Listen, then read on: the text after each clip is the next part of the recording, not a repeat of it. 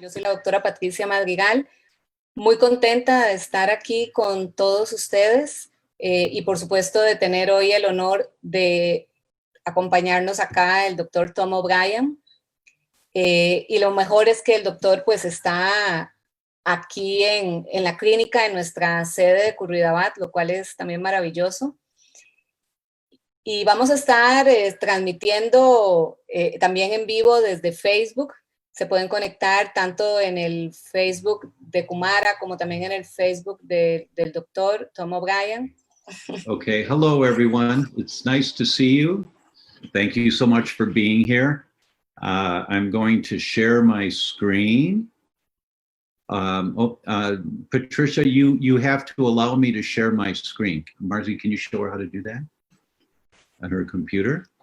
So while we're figuring out how to do the technology between two computers here, I was going to play a song for you to begin with, but the off of my phone, but my wife needs to use the phone for some technical thing, so I don't know. The song comes from the Rolling Stones, a group of my generation, and the song is Playing with Fire. And although I do not sing very well, it's something like, don't play with me because you're playing with fire. And that is the theme for today's talk as we talk about gluten and about wheat-related disorders. Marzi has it here. So this is the Rolling Stones. Let me see if I can share my screen here. I believe it's sharing now. And so this is the song of the Rolling Stones. You're playing with fire. And when you play with gluten, you're playing with fire. So that's the theme of today's talk, is playing with fire. I want to hear the verse one more time for you, and then you won't hear such beautiful voices for an hour, because you're playing with fire. So, that's a song from my generation. So hello, everyone. Hello, hello, and here we go. When you play with gluten, you're playing with fire. And by the end of this talk, I think you can turn that off. Thanks. By the end of this talk, I think you'll understand why I begin with a slide like this. As I show you the science, you can come closer here. As I show you the science of this topic, I hope it brings up many questions for you. And my goal is that you will now be thinking about this and you will say, I want to learn more. That's my goal here today. So I'm going to start with a case study for you. And this is a 3-year-old girl who, her parents took her to a gastroenterologist who did an endoscopy, the tube down the stomach, and diagnosed her with celiac disease. So he put her under general anesthetic and then diagnosed celiac disease. And he told the parents, put her on a gluten-free diet immediately. So the parents said, okay. But he then said, there's something wrong with your daughter's eye. And so we're going to get her in to see the ophthalmologist right away. 3 days later, they go to the ophthalmologist's office and he finds this little girl has a tumor on her eye, on her eyeball. And this is what the tumor looks like. So she's looking down and they lift the eyelid up and there is the tumor. And the diagnosis was Kaposi sarcoma, which is from HIV.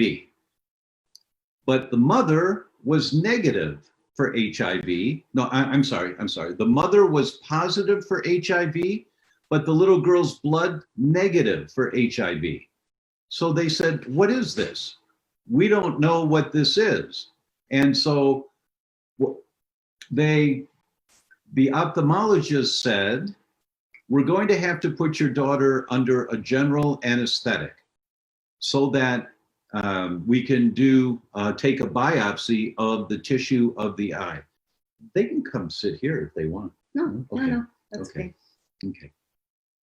And the parents said, no, please, no.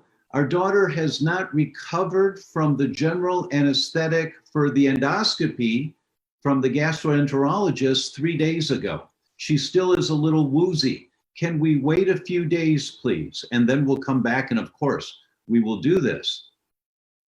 The ophthalmologist said, okay, come back. And they came back 1 week later. And this is what they found in 1 week of being on a gluten-free diet. Nothing else had changed. But immediately upon the gastroenterologist saying, put your daughter on a gluten-free diet, they did that immediately. And this was the result after 2 months of a gluten-free diet.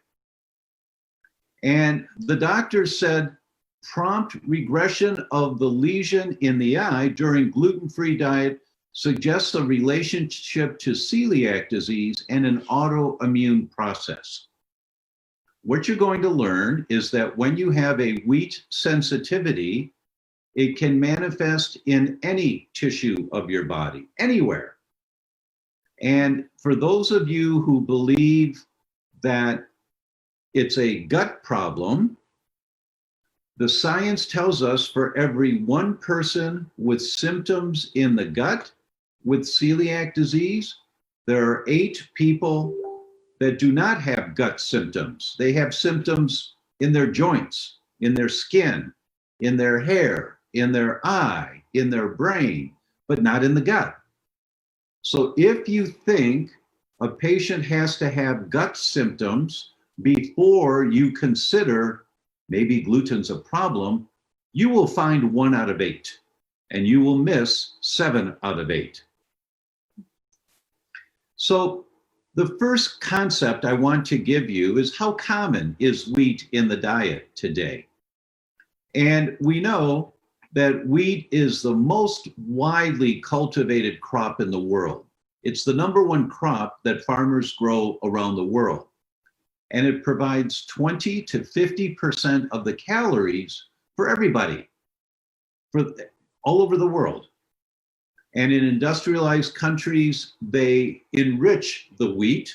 They put B vitamins in it. They put some minerals in it. And for some people who do not take vitamins or minerals, this is their primary source of B vitamins. In the United Kingdom, we know that 31% of all of their intake of energy comes from bread. 23% of all of their protein comes from breads. 37 to 40% of all of the non-starch polysaccharides from bread. The iron, 38 to 40%, the folates, 27%, all come from bread and wheat products.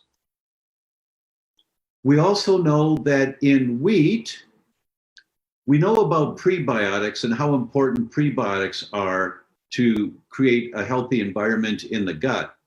But what we don't know, most people don't know, is that wheat contributes to this prebiotics on a very large scale.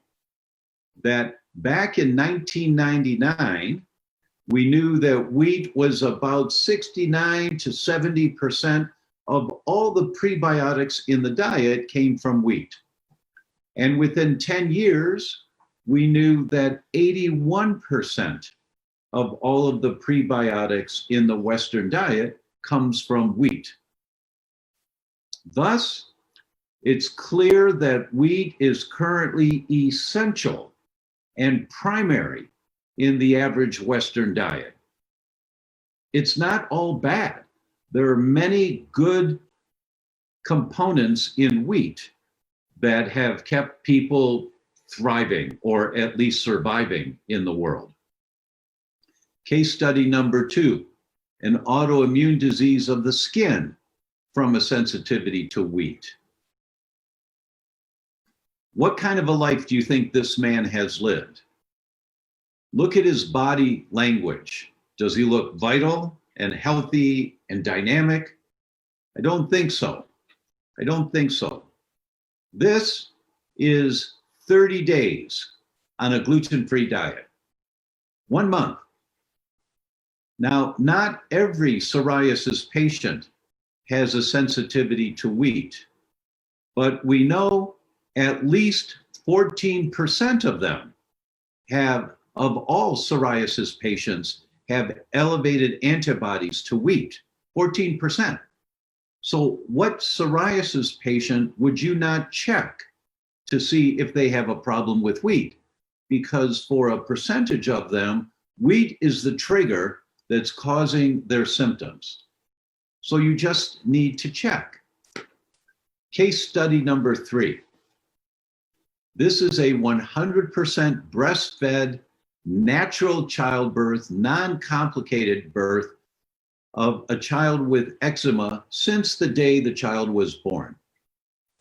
The pediatrician diagnosed an allergy to breast milk and told the mother to stop feeding your baby breast milk and give baby cow's formula. Now the mother happens to be a friend of my wife and told my wife this, and Marzi said, absolutely not. No way. You, mother, stop eating wheat and stop drinking dairy.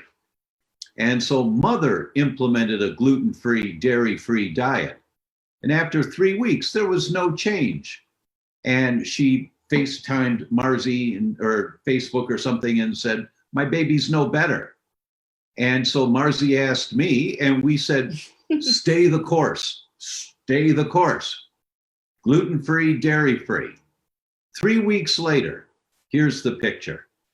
That mom had the sensitivity to wheat, and in the breast milk, these antibodies to wheat and the poorly digested peptides of wheat were coming through the breast milk to the baby. And it took about 6 weeks before baby felt better or the symptoms went away.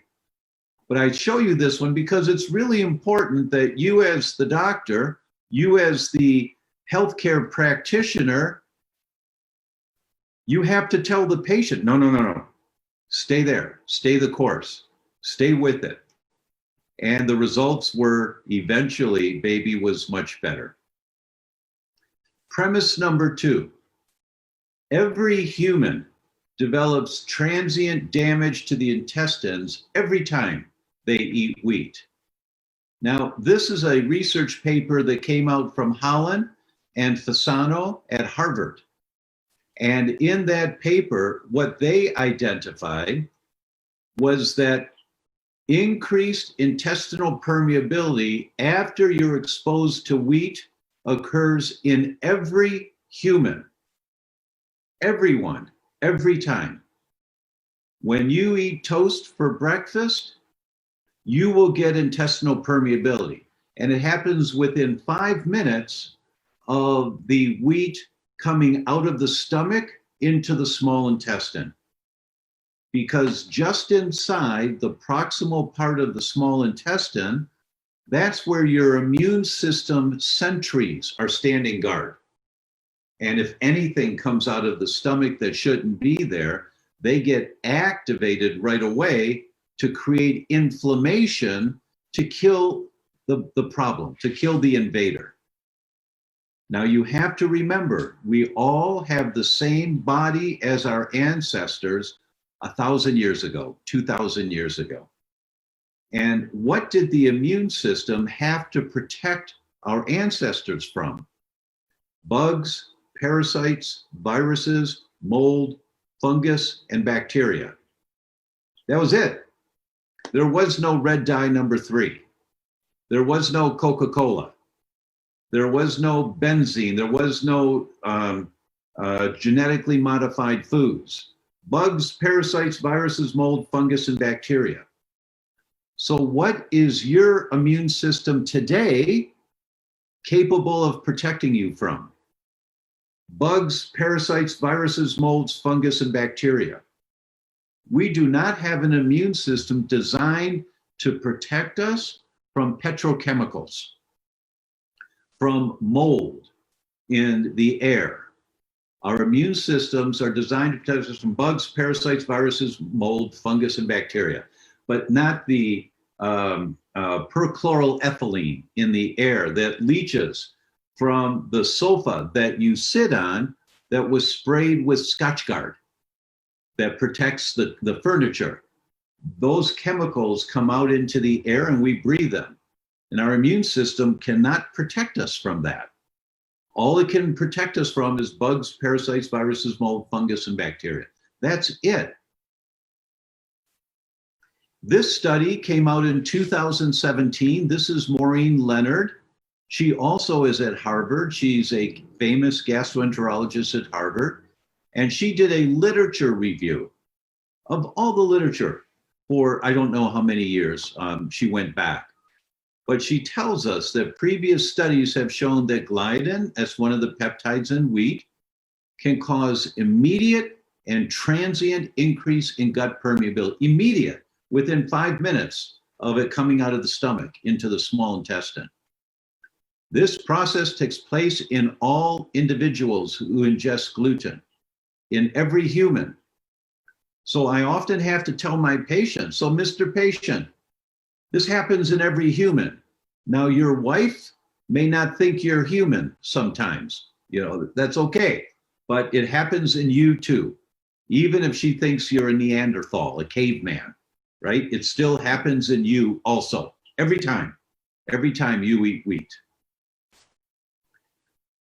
This paper just came out in January of this year.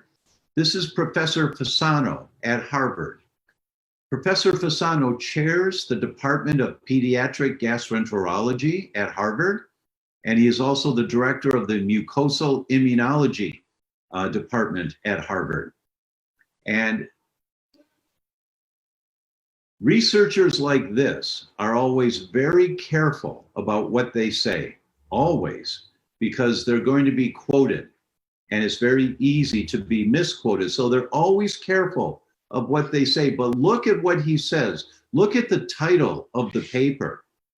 All disease begins in the leaky gut. All disease. Now, Professor Fasano is the man who identified zonulin as the mechanism of causing intestinal permeability back in 1997. We think he'll win the Nobel Prize someday because of this discovery, because this affects millions and millions of people. And this is a very good paper to read about the mechanisms of how all of this begins. But he said, among the several potential intestinal stimuli that stimulate zonulin release, that's the mechanism for intestinal permeability, small intestine exposure to large amounts of bacteria and gluten, the protein causing celiac disease, are the two most powerful triggers. Gluten, every person, every time they eat it, triggers zonulin release in the intestines. Every person, every time. And Professor Fasano shows us that gluten is misinterpreted by the zonulin pathway as a potential harmful component of a microorganism. Bugs, parasites, virus, mold, fungus, bacteria.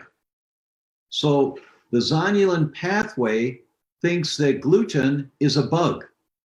It's a bacteria, a microorganism that got through past the acid in the stomach, and it got into the intestines, and it's danger. So zonulin gets activated because zonulin opens up the tight junctions and you get loose bowels or diarrhea from it, and to wash it out, to get rid of it. And the sentries standing guard that I talked about earlier in the first part of the small intestine, they're called toll-like receptor 4. Toll-like receptor 4. There are 9 toll-like receptors. Toll-like receptor 4 is the one for bacteria, for microorganisms.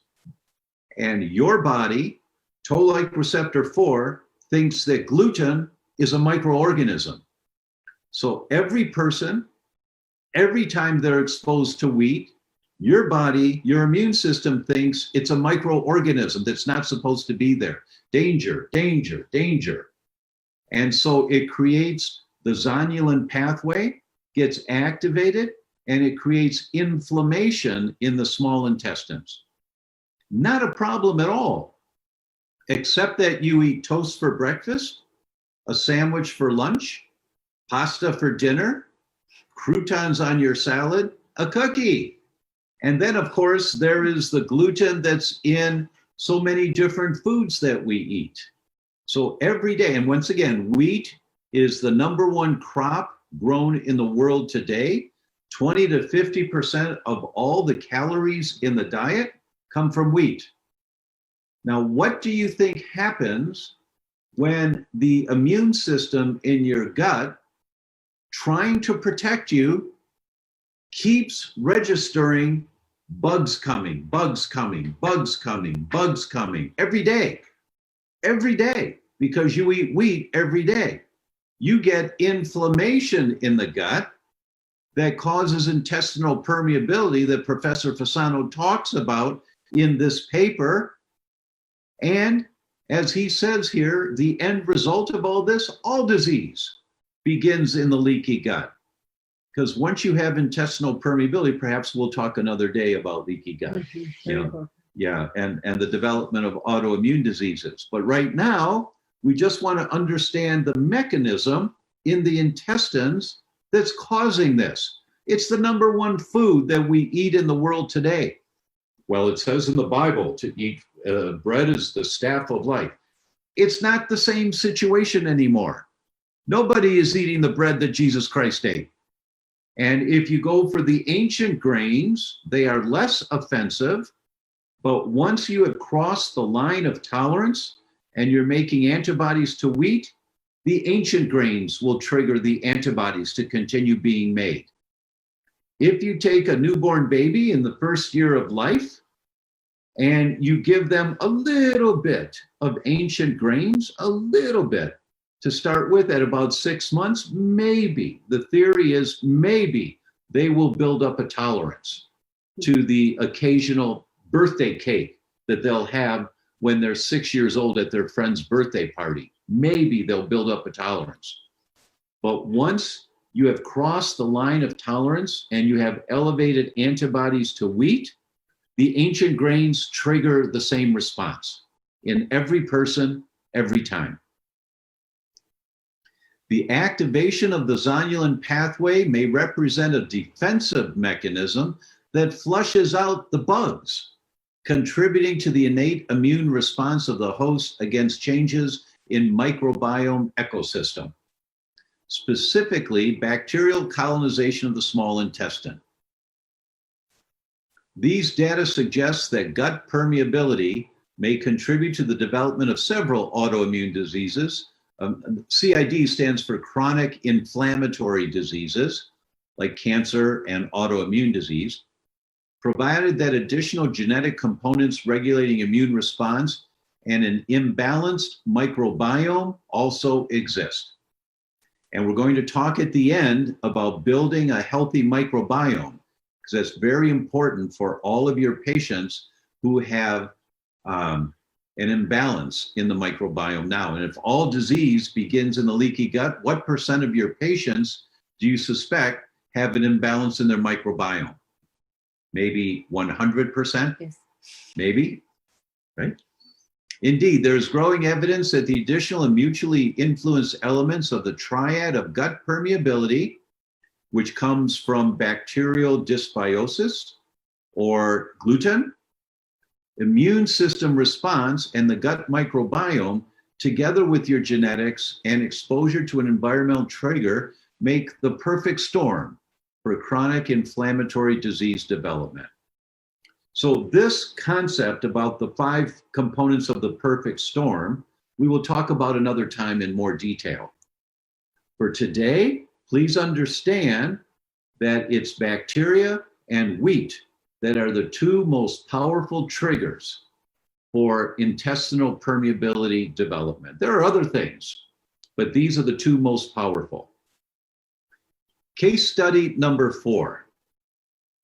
This is a 14-year-old girl who came to this outpatient clinic for psychotic symptoms. In May of 2012, after a fever, she became increasingly irritable and had headaches every day and concentration difficulties. 1 month after her symptoms worsened, she presented with severe headaches, sleep problems, behavior alterations, unmotivated crying spells, and apathy. She really didn't care about life. Her school performance went down, as reported by her teachers. The mother noticed severe bad breath, halitosis. Never before had she had this. That's a clue right there. What's wrong with the gut? What is wrong with the gut? The patient was referred to a local neuropsychiatric outpatient clinic where a conversion somatic disorder was diagnosed and benzodiazepine treatments were begun.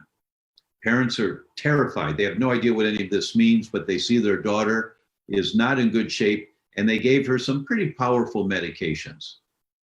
In June, during the final school exam, psychiatric symptoms occurring sporadically in the previous 2 months while on the medication got worse. She began having complex hallucinations. The types of hallucinations varied, and she saw people coming out of the television to follow her and scare her. 14-year-old girl. 5% weight loss, GI symptoms like abdominal bloating and severe constipation, but nobody checked her gut. She was admitted to a psychiatric ward. CT scan of the brain, blood pressure halted, all normal. EEG showed mild, non-specific abnormalities and slow wave activity. That is a clue of a problem with gluten. Slow wave activity on EEGs. Keep that in mind.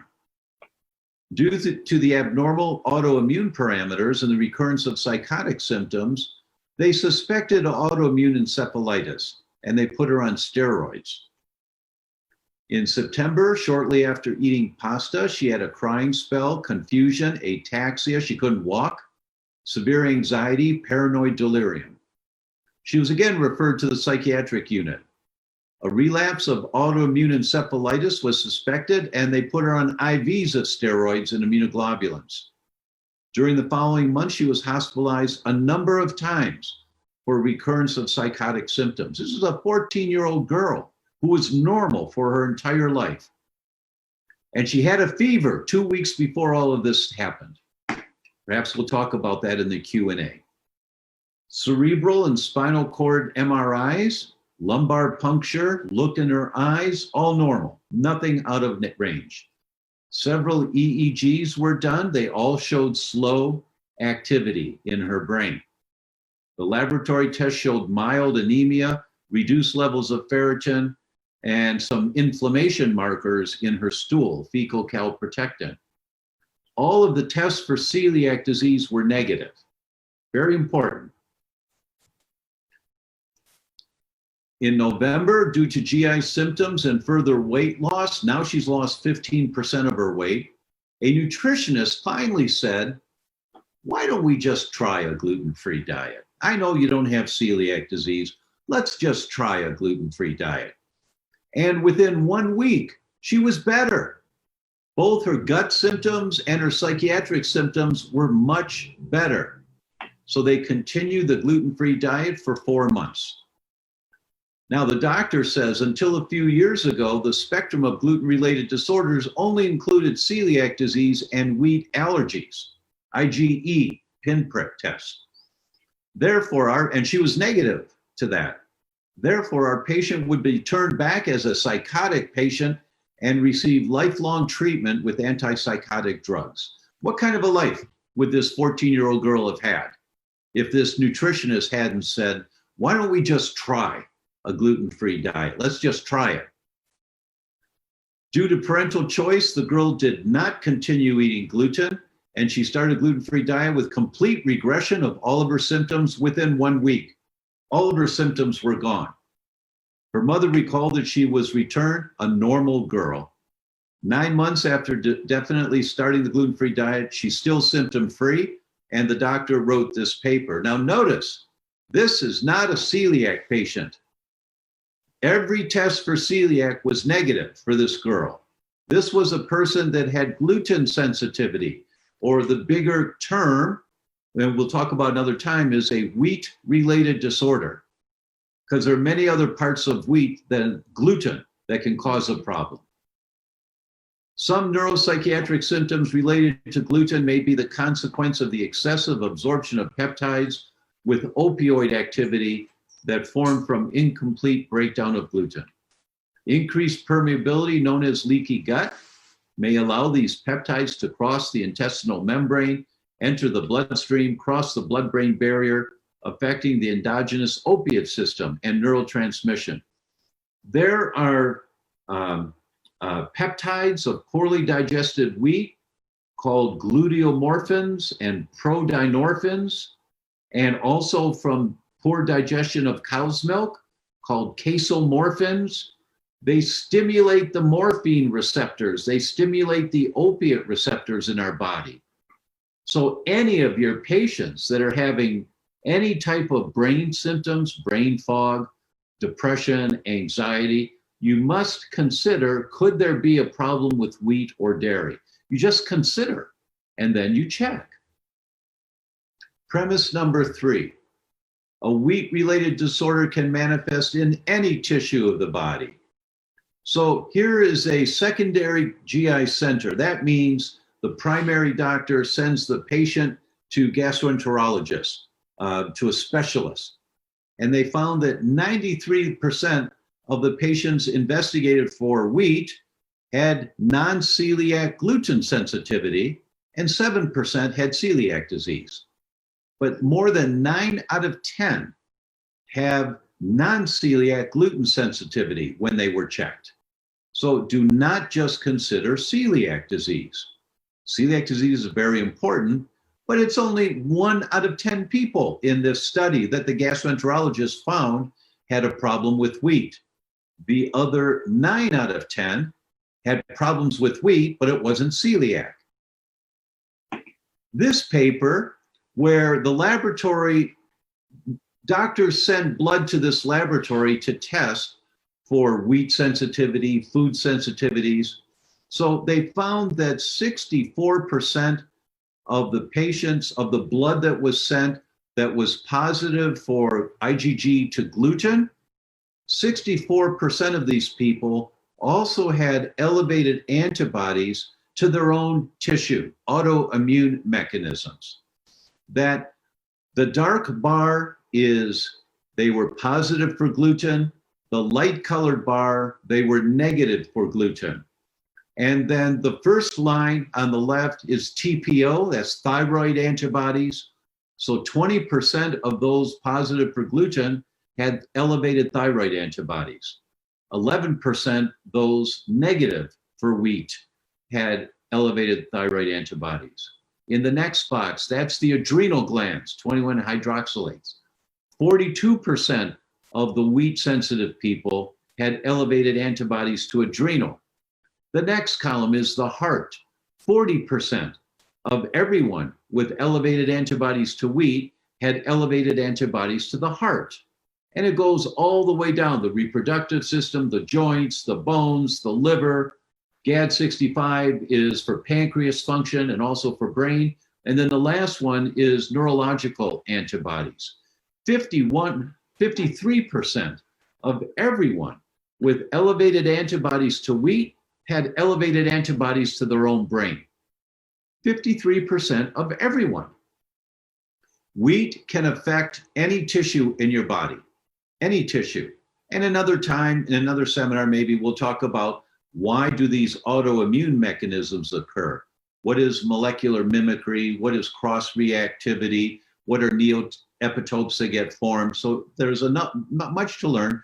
But for now, just understand that when you have a sensitivity of wheat, for 8 out of, remember the ratio was 8-to-1, symptoms in the gut versus outside the gut, that 8 people, for every 1 person that has gut symptoms, there are 8 people that don't. They have symptoms somewhere else in the body because they're developing an autoimmune mechanism to some other tissue in their body. In this paper that came from Professor Hajivasulu at Sheffield College in England, very famous neurologist studying the effects of wheat.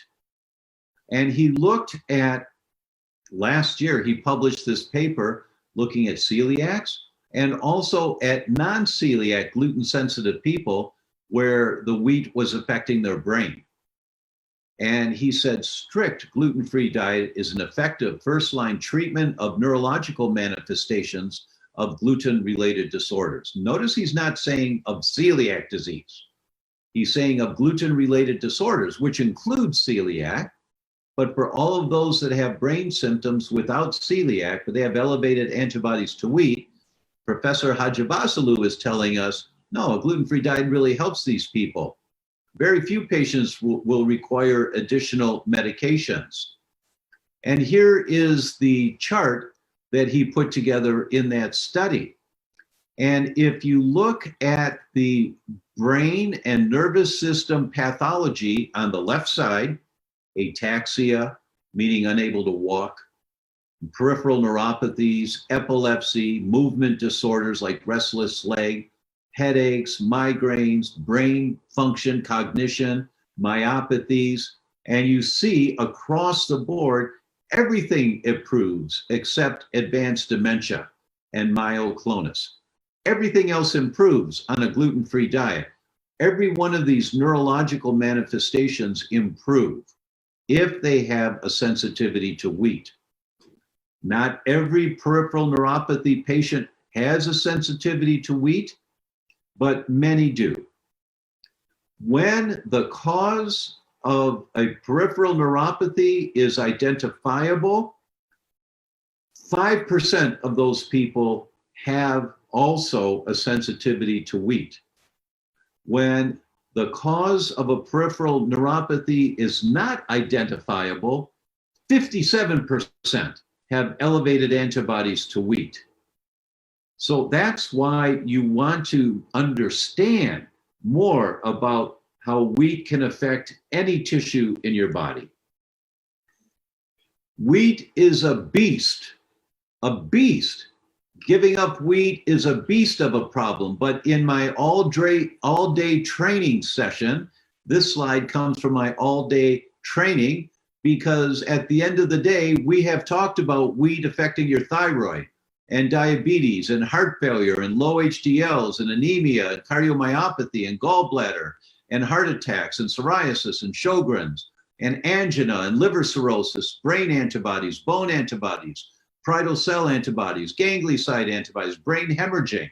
And I just show study after study after study of these conditions with wheat sensitivity and how they get better when you put them on a gluten-free diet.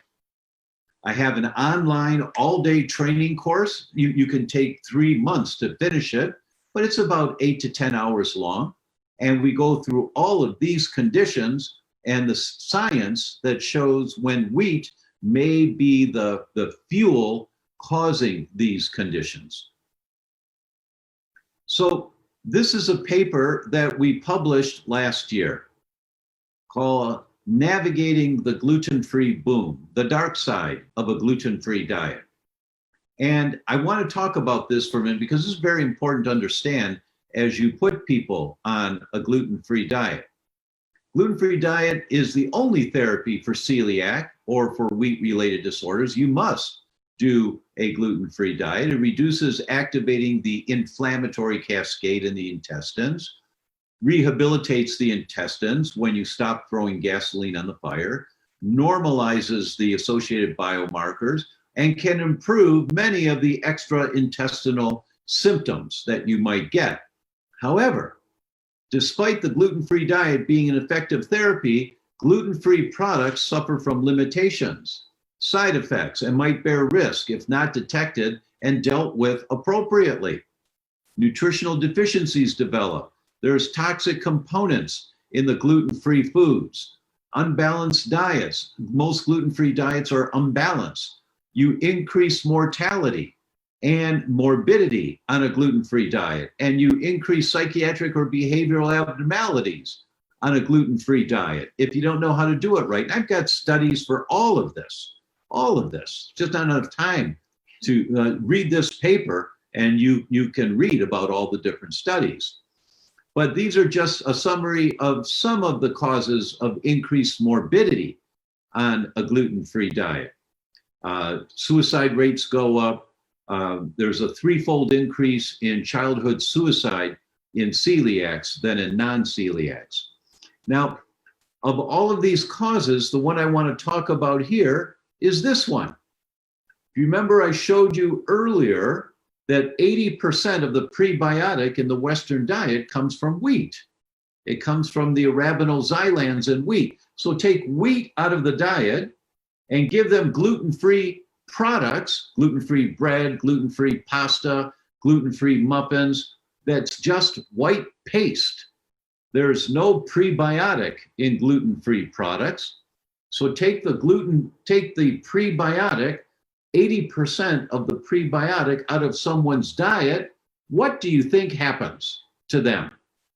The good bacteria die over the next few months because they're not being fed anymore.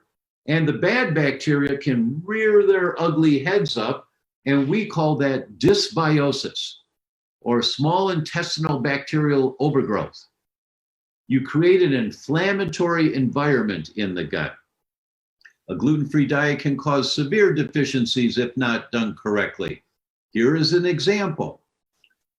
In this paper, they took 10 healthy 30-year-old people and they put them on a gluten-free diet for 1 month.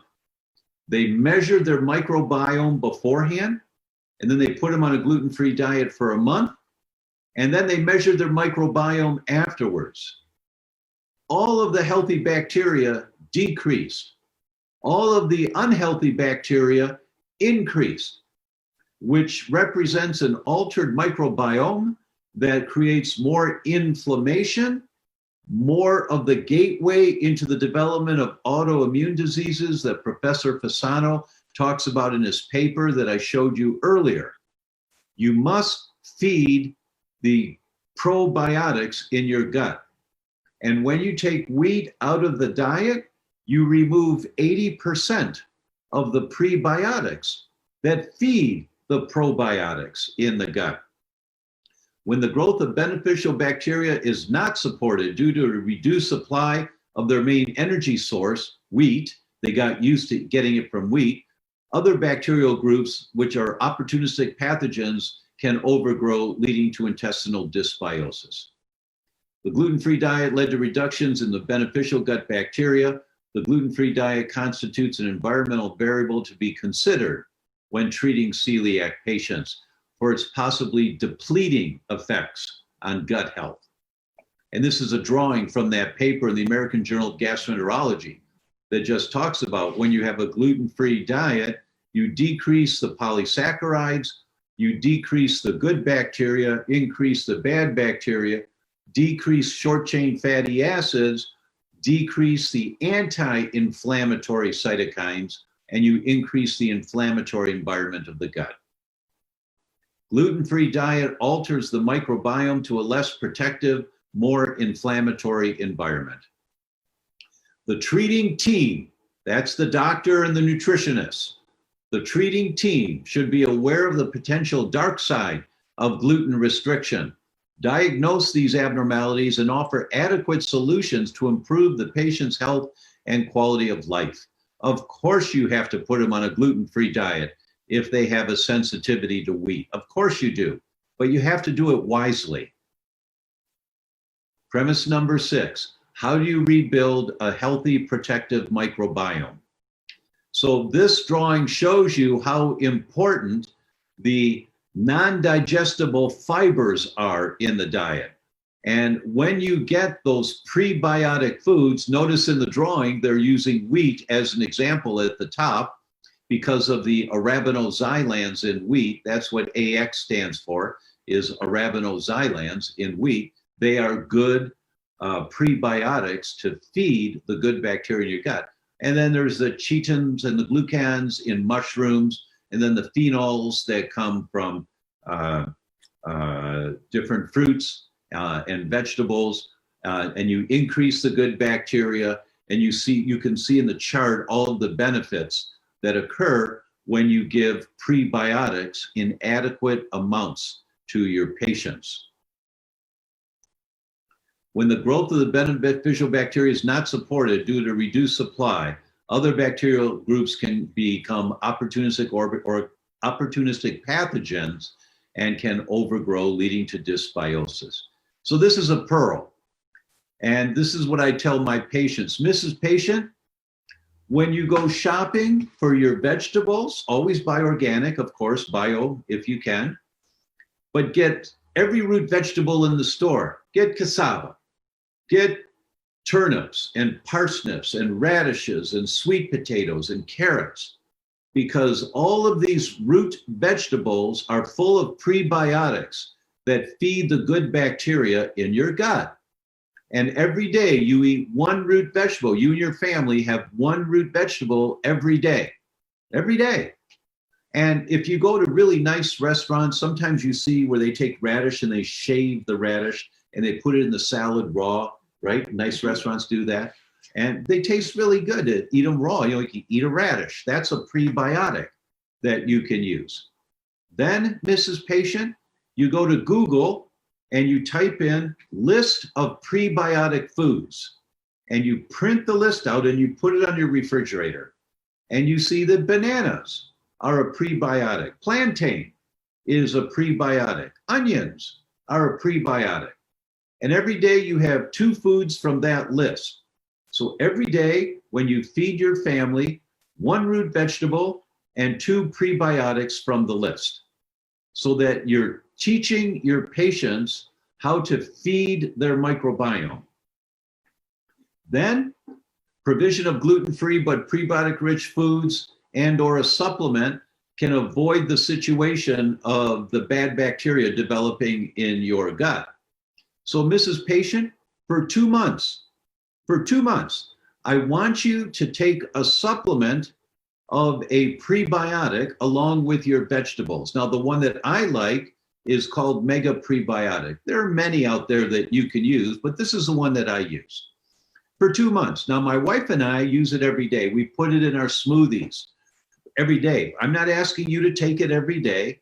I just want you to take it for 2 months to build the good bacteria in your gut. We want to make sure that when you take wheat out of your diet, and you're teaching your body by eating the root vegetables and the 2 other foods from the list, like banana, plantain, that you're teaching your body to get its prebiotic from other foods. You're also going to give a supplement to make sure you have enough for 2 months, just 2 months. And when you include prebiotics in your diet like this, when you include the supplement, this is a study that was done on that supplement, Mega Prebiotic, and you increase the good bacteria, the probiotic bacteria, anywhere from 21% to 8,000% within 4 to 5 weeks, just by including the prebiotic to feed good bacteria. So we know it works to do this. Next, Mrs. Patient, every day, I want you to have 1 tablespoon of a fermented vegetable every day.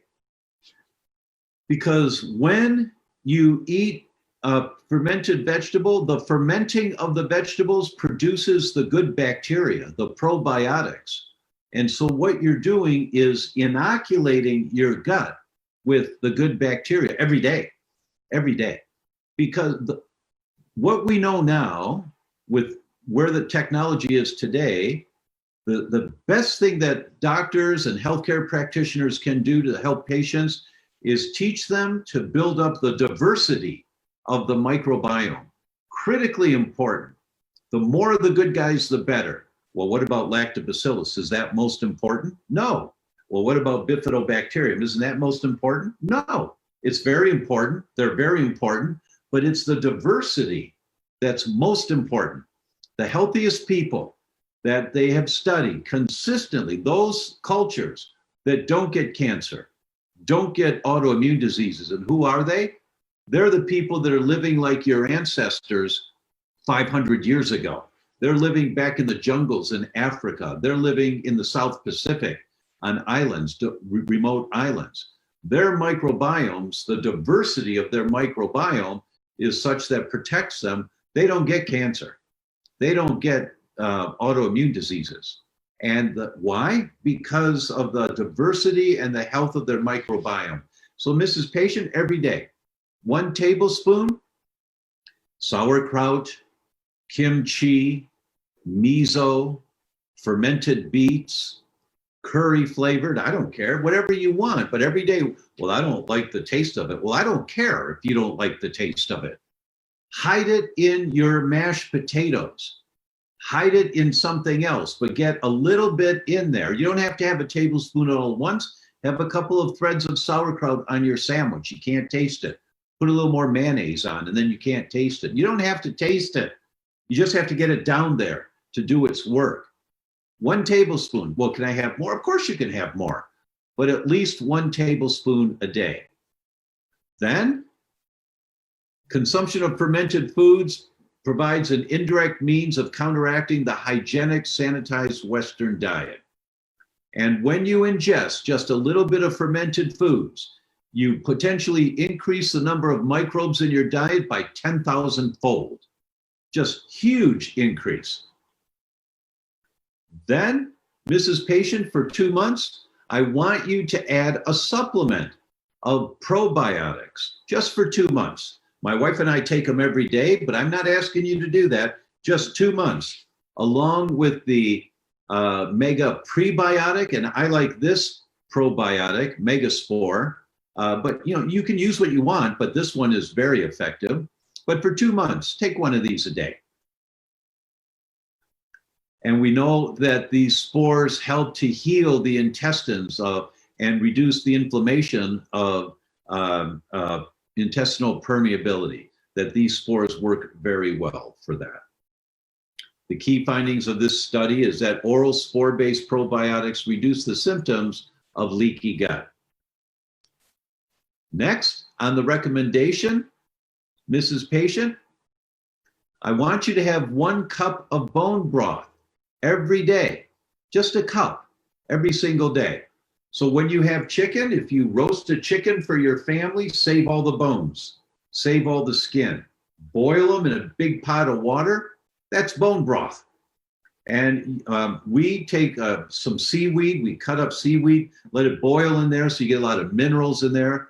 I throw the vegetables left over from a meal. If there's any left over in there, just cook it all up and then strain it out.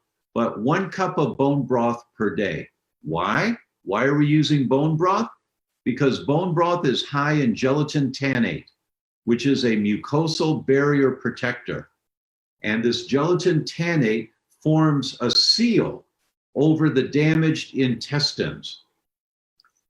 So here is a drawing of intestinal permeability.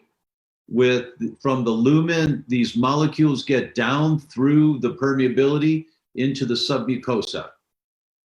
When you take 1 cup of bone broth a day, you put a seal over that, so there's time for this area to heal. And then eventually, the intestines heal. The fastest growing cells in the body are the inside lining of the gut. Every 2 to 3 days, you have a new lining to your gut. And gelatin tannate in bone broth helps to seal it so that you can heal a little faster. Then, supporting a healthier protective mucus layer. We want that, I call it a force field, the mucus layer that protects the good bacteria. So Mrs. Patient, along with the gelatin tannate from bone broth, I want you to, for 2 months, take Mega Mucosa. Take this product, throw it in your smoothie, mix it with a little water, you can drink it down, just for a couple months, because it's going to help to heal the damage that you currently have from the gluten sensitivity causing intestinal permeability, just for 2 months. And this just talks about how the Mega Mucosal is such a beneficial product to protect the intestinal lining, similar to the way that gelatin tannate in bone broth does. And this is a study that showed that these amino acids that are in the product do an excellent job of protecting the intestines, helping to stimulate the healing of damaged intestinal barriers. And you increase the healing environment of the intestines by 95% when you use this product. That's what they found in the study. So this is the products that we recommend, Mrs. Patient, for 2 months that you do this, and you will heal so much faster. Now, I want to take a minute to talk about the importance of butyric acid or butyrate. We all know that butyrate is the raw material used by your intestinal lining. Fastest growing cells in the body are the inside lining of the gut. And the fuel that they use to make new cells is butyrate or butyric acid. If you wonder how important this is, just go to PubMed or just go to Google and type in butyrate and colon cancer. And here come the studies that show when you have low butyrate, you have high colon cancer, high risk of colon cancer. And so how do you get more butyrate? It's the action of the probiotics on the vegetable fiber, on the prebiotics that you're putting in the diet. That's how you make more butyrate that protects your intestines. So you build your house out of straw. You build, instead of building your house out of straw, you build your house out of brick. Do you know that story, that childhood story of straw and brick? Yes. Okay. No.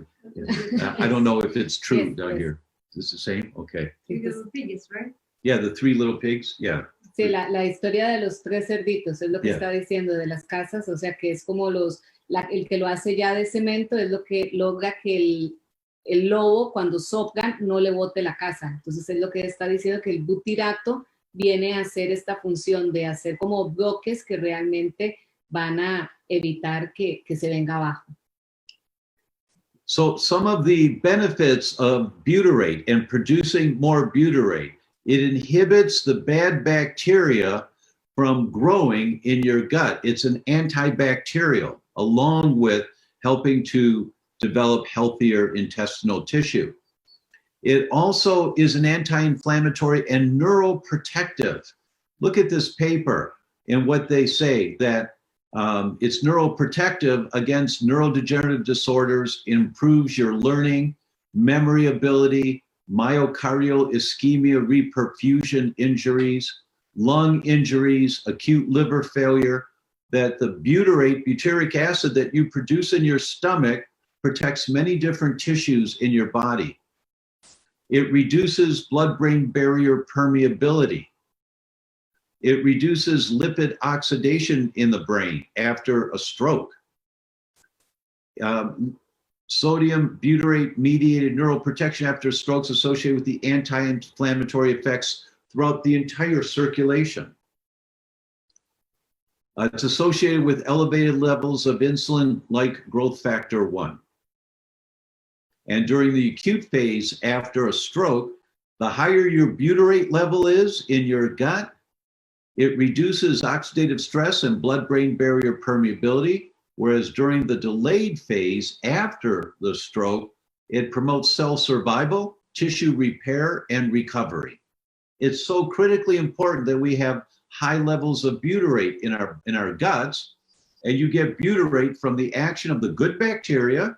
So we have to have more good bacteria in our guts. It's the action of the good bacteria on vegetable fiber. That's why you eat the root vegetables. That's why you take that's why we take the mega prebiotic. In addition to its well-known anti-inflammatory actions, it has a 2-pronged effect against stroke, operating initially to reduce blood-brain barrier permeability and oxidative stress, and later increasing insulin growth factor 1. And it's easy to test for butyrate levels. This is a simple stool test. Many laboratories can check for your butyrate level to make sure it's a healthy amount. And then I put this study in here for you from the Journal of Neuroinflammation because it's a jaw-dropping study. First, look at the title of the study. Butyrate suppresses demyelination and enhances remyelination. Treatment with butyrate suppressed demyelination, enhanced remyelination in association with facilitating the nerve growth. Our findings show light on the novel mechanism of interaction between the metabolites of gut microbiota and the central nervous system, and provide a strategy to control demyelination in MS. So when you have higher levels of butyrate, it helps you heal from multiple sclerosis. That's how important butyrate is. So provision of gluten-free but prebiotic-rich foods and or a supplement is critically important to rebuild a healthy intestinal microbiome. Now there's one more topic I'm going to give you here. And many people, many doctors will say to the patient, well, you know, the patient says, I can have a little gluten once in a while and I'm fine, I still feel okay. Or the doctor says, well, Mrs. Patient, your test results aren't not that bad. They're bad, but they're not that bad. I've seen worse. So you can have a little gluten once in a while. No, you can't. You cannot be a little pregnant. You cannot have a little gluten. If your immune system is fighting gluten, you can't have any. And I will show you why. Now, I'm showing you this study again. Professor Leonard tells us that every person gets intestinal permeability every time they're exposed to wheat. So why do you think you can have a little? You're going to get permeability, but people don't feel symptoms necessarily if they have a little once in a while. They won't feel symptoms that day, so they think it's okay. But this study, I love this study. This study came out almost 20 years ago, and this one just dropped my jaw. They followed 1,000 celiac patients and over 3,000 of their parents and their siblings, their brothers and sisters. Now we know that the standard mortality ratio in celiac disease is 2 to 1. What does that mean? I'm 68. If I had celiac disease, I do not, but if I did, and my brother, who is 67, he does not have celiac disease. So if I did have it and he did not, I am twice as likely to die at 68 than when my brother gets to be 68 of something. I am twice as likely to die at 35 than when my brother gets to be 35 of something, if I'm a celiac. I'm twice as likely to die at any age. I'm twice as likely to die at 90 than when my brother gets to be 90 of something. On a gluten-free diet, I'm still twice as likely to die. That's the SMR. So they followed these patients for 20 years. Every year they got the information. Did you see your doctor? Can we see the results of your office visit, your blood tests? How have you been on the gluten-free diet? Do you cheat? If you cheat, how do you cheat? How often do you cheat? And they followed them for 20 years. What did they find after 20 years? That people who were not likely to follow, people who were likely to follow the gluten-free diet, their SMR was 0.5. Half as often were they dying compared to the people who, the normal population. But if they were not likely to follow the gluten-free diet, this is what they said: death was most significantly affected by diagnostic delay, pattern of presentation, and adherence to the gluten-free diet. Non-adherence to the gluten-free diet, defined as eating gluten once per month, increased the relative risk of death 600%. That's once a month, a 6-fold increase in your risk of dying early of something, heart disease, Alzheimer's, something. So you can't have a little gluten once in a while.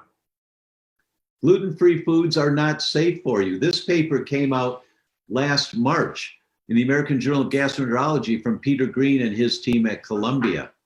And they looked at 5,624 foods in restaurants on gluten-free.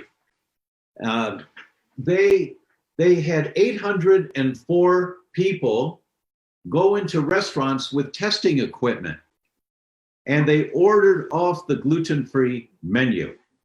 We'll finish here within about 5 minutes. They ordered off the gluten-free menu.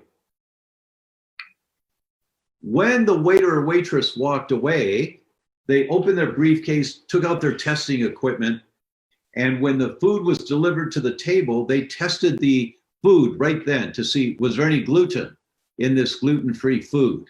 What did they find? Gluten was detected in 32% of all gluten-free labeled foods. Everything on the menu, gluten-free. 32% of it was not gluten-free. Breakfast, 27%. Dinners, 34%. Gluten-free pizzas, 53% were not gluten-free. Gluten-free pasta, 51% was not gluten-free. But it's listed on the menu, it's gluten-free. No, it's not. No, it's not. So it's not safe. The most common cause of people staying sick, where their guts stay inflamed and they've got villus atrophy, is because of exposure. This is one reason why. The contamination issue tells us there's only one conclusion. Eating outside your home is not safe. It's just not safe. But we're all going to eat outside their homes. And what do? You need a digestive enzyme that's going to work to help protect you. You need an enzyme that has all of these different features. Now, there are a number of gluten digesting enzymes out there on the market. There are a number of them. And most of them work pretty well, I guess. But they all take 3 to 6 hours to work. That's a problem, because where are the sentries standing guard that if anything comes out of the stomach, they activate an immune response right away, right in the proximal part of the small intestine. How long does it take for food to come out of the stomach? So for wheat to come out of the stomach, 90 minutes to 2 hours. So if the enzymes take 3 to 6 hours to work, because they don't work in an acidic environment, they take 3 to 6 hours to work, they're not going to protect you from your toll-like receptor 4s getting activated, zonulin getting activated, intestinal permeability, and systemic inflammation. Those enzymes will not protect you. They will protect you in the colon, because when they start working, they digest any more gluten, so you don't get colitis, you don't get inflammation in the colon, but they do not protect your small intestine, where the systemic inflammation triggers are. So what do? You need an enzyme that's going to work sooner and work more comprehensively. So I'm the one that put this together. It took us years to put this together. It's called Wheat Rescue. This product has a number of different enzymes in it that work in an acid environment. So they start breaking down that wheat as soon as that gets in your stomach, immediately. And how quickly does it work? These enzymes work within 60 minutes. They break down 99% of all wheat exposure that you've had. Now, this is inadvertent exposure to wheat. And to tell the healthcare practice, I'll tell you, one capsule will deal with a slice of whole wheat bread, but never tell a patient that, because they'll think, well, I'll just go out and eat some pizza now, regular pizza, and I'll just take a capsule or two. You can't do that, because there's always things that we don't know about, right? But any inadvertent exposures will be taken care of with Wheat Rescue. And it also works on the top 8 allergens, not just wheat. It works on dairy and fish and nuts and soy and shellfish and peanuts and eggs. So this product is an incredible tool to use. Wheat Rescue, it's called. So total gut restoration, rebuilding the healthy microbiome with root vegetables, 2 prebiotic foods from the list they print out, put on the refrigerator, fermented vegetables, the probiotic supplements, bone broth, Yeah. and the mega mucosa. And then wheat rescue. That protocol will help so many people. You will be protecting your patients from inadvertent exposures to wheat and the damage that they've accumulated over the years from the sensitivity to wheat that they likely have. Celiac disease starts in childhood, even in those diagnosed as adults. The search for the trigger resulting in the breakdown of immune tolerance to gluten needs to focus on infancy and intrauterine life. Multiple studies suggest that patients with celiac and wheat-related disorders should be treated whether or not they have symptoms or associated conditions, so that this doesn't happen to your patients where they develop tumors in their eyes, or this doesn't happen to your patients so they do not develop psoriasis, or this does not happen to your patients where these babies are born with eczema because mom has a sensitivity to wheat. With that, I'm going to say thank you for your kind attention, and we now will take questions. So we'll get out of this and we'll stop sharing the screen. So then we're here now together. Yes, but I need to see the questions. Here. Yes, here. Okay. Okay. So Juan Manuel Esquivel está preguntando que si hay alguna. Juan Manuel Esquivel is a patient. He has a celiac disease. Yes. And also his family. Él está preguntando que si hay una relación entre la sensibilidad al gluten con el glifosato. He's asking, is there a relationship? Yeah, that's a good question. Many people ask that question, and there is no evidence that glyphosates are the trigger that causes the problem. There is a great deal of evidence that glyphosates make the problem worse. There are other mechanisms at play. No one can handle wheat. Every human gets inflammation in the gut every time they're exposed to wheat, whether it has glyphosate or not. If it has glyphosate, the problems with glyphosate is that glyphosate kills the probiotics in your gut. The studies suggest that glyphosates do not harm the cells of the intestines, but they kill the probiotics. So that's a major problem. So you always want to just keep glyphosate out of your diet. Difficult that. Yeah. That's why you want organic. Ok, Christy, ella pregunta que si es posible que alguien que tenga fibromialgia, o sea, que le duelan las articulaciones, que tenga hipertiroidismo, infecciones urinarias frecuentes, dolor de estómago, que si eso puede tener alguna relación con el asunto del gluten. Yes, of course. People with a wheat-related disorder, gluten sensitivity or celiac, whatever they have a list of symptoms throughout their body.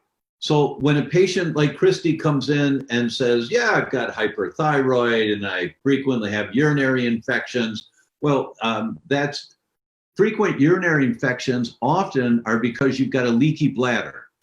You've got leaky gut, you get leaky brain, you get leaky bladder. And so that often is the contributor to why frequent urinary infections. But the answer is yes, it's a very common scenario to see where there are many different systems that are not working well. Okay. Y nos preguntan qué otros factores, aparte de la inflamación del cuerpo y cuestiones neurológicas, son afectadas por el gluten. Which other conditions can be... What are the factors of inflammation that affect the brain and nervous system? No, which other conditions that can affect the body with sensitivity? Yeah, that's a really good question. The answer is every condition. Okay. There's 26,000 studies on wheat-related disorders, 26,000. I showed you a 3-year-old girl with a tumor in her eye. Who would ever think that now every doctor here knows you get a patient that comes in with a tumor in her eye, you're going to check her for a wheat sensitivity. as strange as that seems, because you now have seen some science that says sometimes this may happen. There is no condition that might not be affected by the inflammation that occurs in your body. Every degenerative disease is a disease of inflammation, every disease.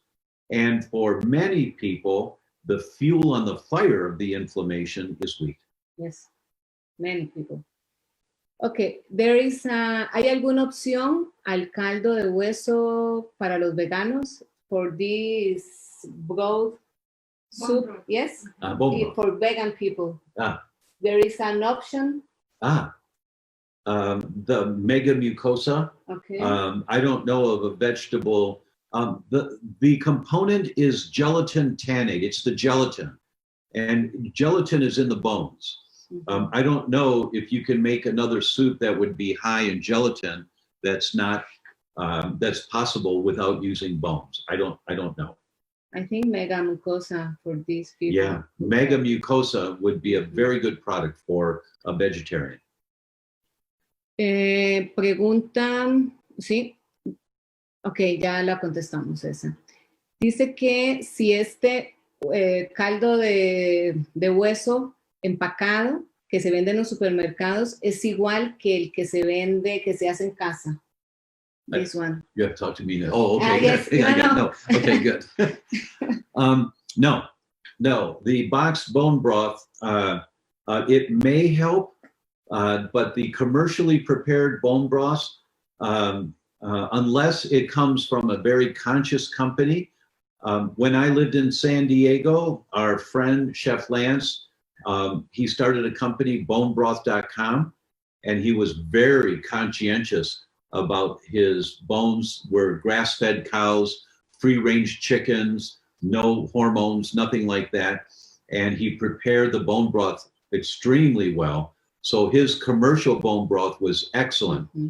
But much of the bone broth out there has heavy metals in it because they're buying the bones in bulk from butcher shops. And the cows have been kept in pens and they've got lead toxicity and you never know what you're getting. So you're always safer to make your own bone broth or look for a bone broth from farmers markets or other organic food stores and ask the people at the store, why do you carry this bone broth? Mm-hmm. And perhaps they think, they're very careful about how they make it, and then you can feel more comfortable with it.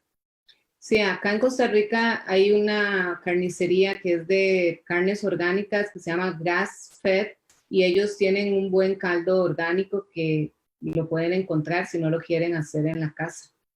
There is a butchery here in Costa Rica and they sell these the bones? Yes, yeah. And it's wonderful. Oh, marvelous. Yes. Marvelous.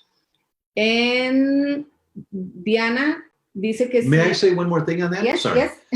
If you have access to healthy bones, make your own bone broth. And, I love when I make bone broth.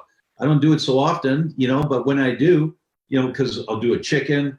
My wife and I were, I had to be in San Diego sometimes and she was in Europe. And so if I'm alone, my children gave me a rotisserie and you put a chicken standing up and it goes around in a circle and you do it for an hour, put some root vegetables in the pan as the juice comes down. It's very simple. But I loved it. After eating the chicken for 2 or 3 days, I save all the bones and I boil them and I throw garlic in there and I throw turmeric in there and I take seaweed and throw it in there. I love making my own bone broth because you can put hot peppers in there. Mm-hmm. You can put whatever you want, right? You can make it extremely healthy. So if you are interested or do you like to cook, make your own bone broth if you have access to good, healthy bones. Also here in Costa Rica, there is a woman and she makes this like it's a marshmallow, Marshmallows? Yes, with bones. Oh. Yes, that's wonderful. Yeah, the gelatin. Yes, it's like a gelatin, but it's sweet and it's fine. Yes. Yes, for kids, for example. Exactly. What a great idea. Yes. Diana pregunta que dónde puede tomar un test de sensibilidad al gluten, porque ella vive en New Jersey. In New Jersey. Oh, yes. You're lucky. You're lucky because we're in Costa Rica right now. It's called the Wheat Zoomer. There is no test better, and it's I lecture all over the world. There is no other test that comes close to being as comprehensive and as accurate as the Wheat Zoomer. And if your doctor won't order the test for you, you can order it at my website, Dra.com, thedoctor.com. Just don't spell the word doctor out. And you'll look for Wheat Zoomer under tests. It's the best test in the world. Sí, aquí en Costa Rica no tenemos ese test y realmente, bueno, es el test que se hace, hay varios laboratorios. En este caso, nosotros que trabajamos acá con el de laboratorio Sechandi, y ese lo pueden hacer, se hace, pero no es el que está diciendo Dr. Tom, es otro test diferente, que por cierto en los próximos días el laboratorio Sechandi va a dar un giveaway con este test. Y bueno, preguntan que si todos these products that they can find the products here in Costa Rica. O sea, sí, nosotros aquí los tenemos en la clínica. Disponibles, todos, el Wheat Rescue, el Mega Mucosa, el Mega Prebiotic, los Mega Sport, todos ellos están disponibles aquí en la clínica. Entonces, we travel everywhere with Wheat Rescue. It's always in my briefcase. Marzi has it in her purse, always, always. Sí, and we are going to give as a gift Wheat Rescue today. That's great. Yes. And so, what about this one? Okay, José. Dice que pregunta que qué beneficios va a tener una dieta libre de gluten en personas que tienen diabetes. That's a really good question because that tells me, there is no condition that would not be helped if you have a wheat sensitivity and you stop eating wheat, inflammation goes down. Your gut heals. There is no condition that may not be benefited. And there are many, many studies on arresting diabetes, type 1 and type 2 both, when you go gluten-free. Many. Now, in my office, I never put them gluten-free. I put them gluten-free, dairy-free, sugar-free. And if you're diabetic, you give me 1 month. If you're checking your blood sugar every morning, you check your blood sugar every day, good, give me 1 month, gluten-free, dairy-free, sugar-free, doing it correctly. Now, from this presentation today, takes a while. You have to learn how to do it correctly, but you work with a pro, someone that knows how to do that. Give me 1 month. And I can promise you, your blood sugar is going to be much more stable. If your system is really beat up, it's going to take 6 months or more maybe to get the full benefit, but you'll see your blood sugars coming down, coming down, coming down, coming down, as your system works more naturally, more normally. I'm going to say it first in Good. Spanish. Yeah. Yo creo que uno de los problemas que la gente piensa, que era lo que decía Dr. Tom ahora, es que piensan que no necesitan estar en una dieta libre de gluten totalmente, sino que es como un poquito de gluten todos los días y eso no me va a hacer daño. Y realmente no es lo mismo estar en una dieta, si hacemos una dieta libre de gluten no se puede estar picoteando, porque al final, ya lo demostró él con todos estos estudios que hay, o sea, el proceso inmunológico se va a desarrollar. I said that because people think that they can start like a gluten-free diet, but they can sometimes eat. Yes. You can't be a little pregnant. Yes. You can't have a little gluten. I showed you the study. The risk of death goes up by 600% if you eat gluten once a month. 600% early death. What about the life of antibodies after one exposure? Oh, yeah. With one exposure to wheat, your body starts making antibodies again. And the antibodies will last somewhere, you'll have elevated antibodies somewhere between 2, 3 to 3.5, 4 months from one exposure. So for 4 months, you're making the inflammation, you're triggering the inflammation. And remember about when you have elevated antibodies to wheat, how many people had antibodies to their brain, how many people had antibodies to their heart or to their pancreas or to their liver. So you get those elevated antibodies to the autoimmune process anywhere from 2 to 4 months with one exposure. Yes. So, o sea, sí, por eso o somos o no somos, or we are or be or not to be. That's It's right. not. That's right. Okay.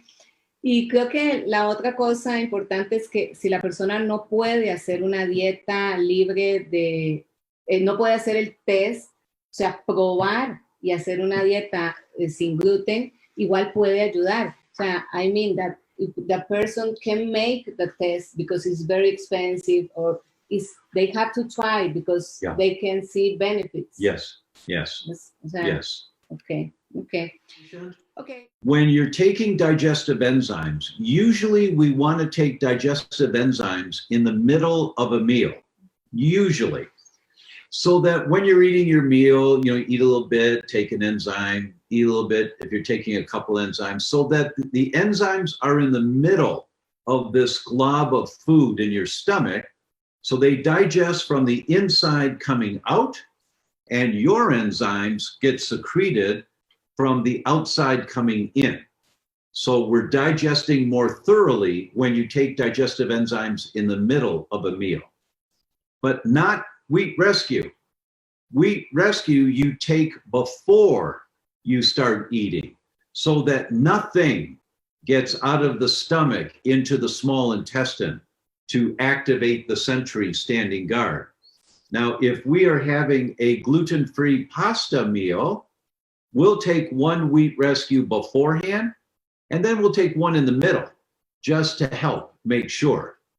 Because we know that's a large volume of food that may be contaminated.